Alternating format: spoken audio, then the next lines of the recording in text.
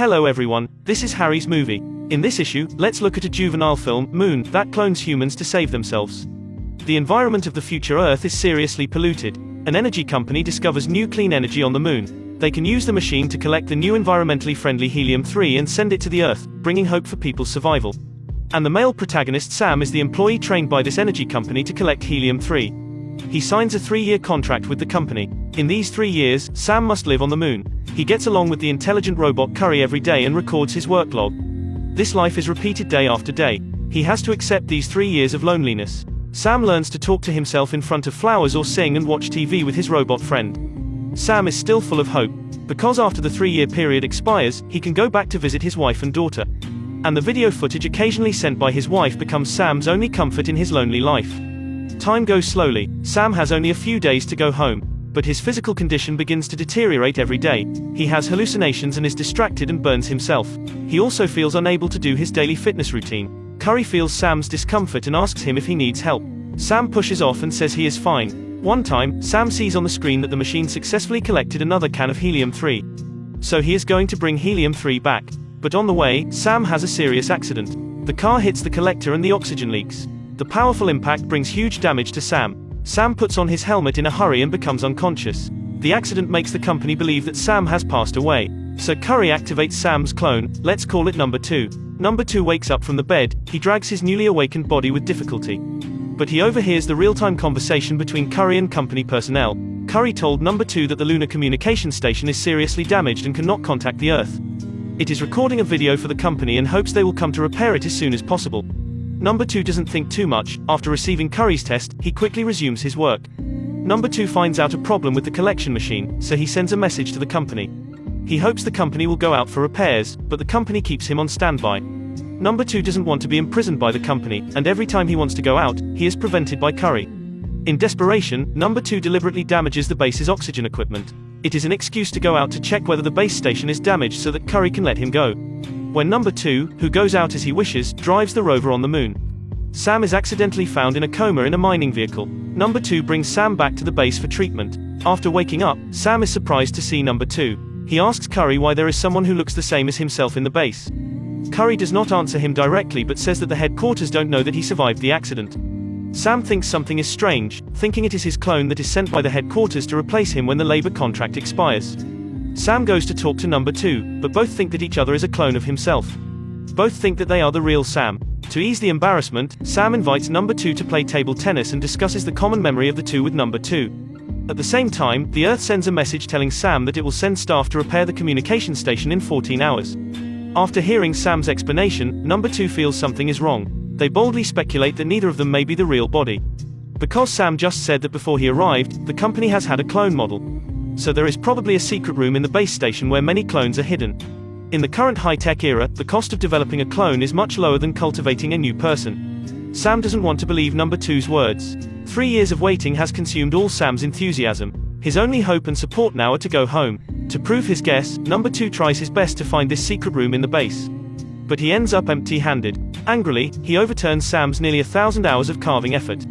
Two people fight, but obviously, Sam's physical condition is far less fortunate than that newborn Number 2. Sam is knocked to the ground, vomiting a lot of blood. After cleaning, Sam goes to see Curry and asks if he is a clone as what Number 2 said. Curry helps Sam recall that he had an accident when he first came and suffered a brain injury and lost part of his memory. After a period of necessary testing and observation, he did work. Sam nods his head, he remembers these things. But Curry's next words make Sam subvert his thoughts. It turns out there was no accident, Sam has been sober. The so-called test is not to check Sam's physical condition, but it's a standard procedure for testing the psychological stability of clones. The memory of his wife and children is only the installation of Sam's memory. Sam got the answer, an answer that makes him doubt his life. He returns to the room sadly and lies down on the bed. Maybe at this time, he starts to be his true self. Number 2 tells Sam that he has seen Curry's real-time conversation with the company. And Sam believes that the communication equipment is destroyed should be a lie made up by the company.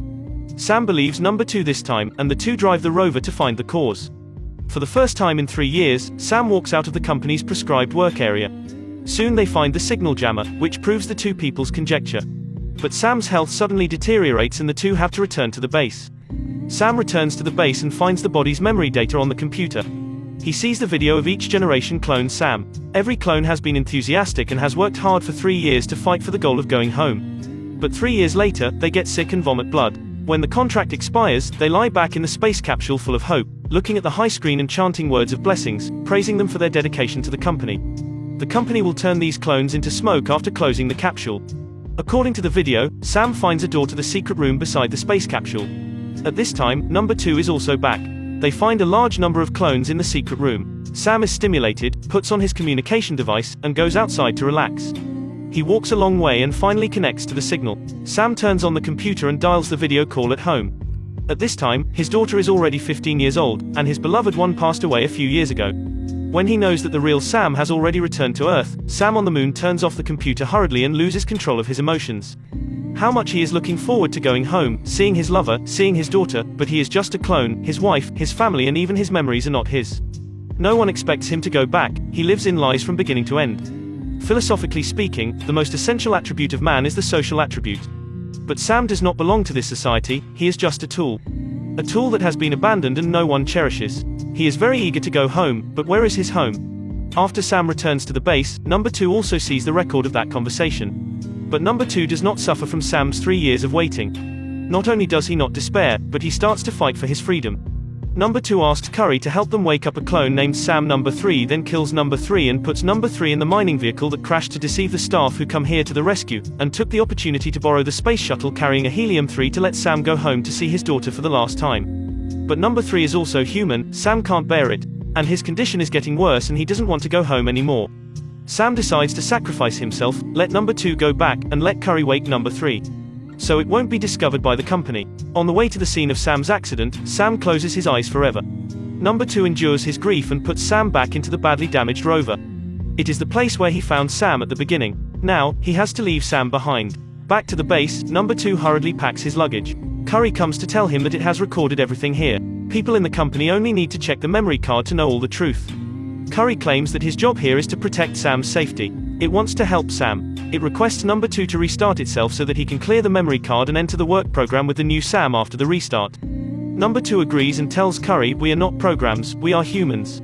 To leave the truth of the clones behind, number 2 modifies the trajectory of the mining vehicle before leaving and crashes the company's signal shield.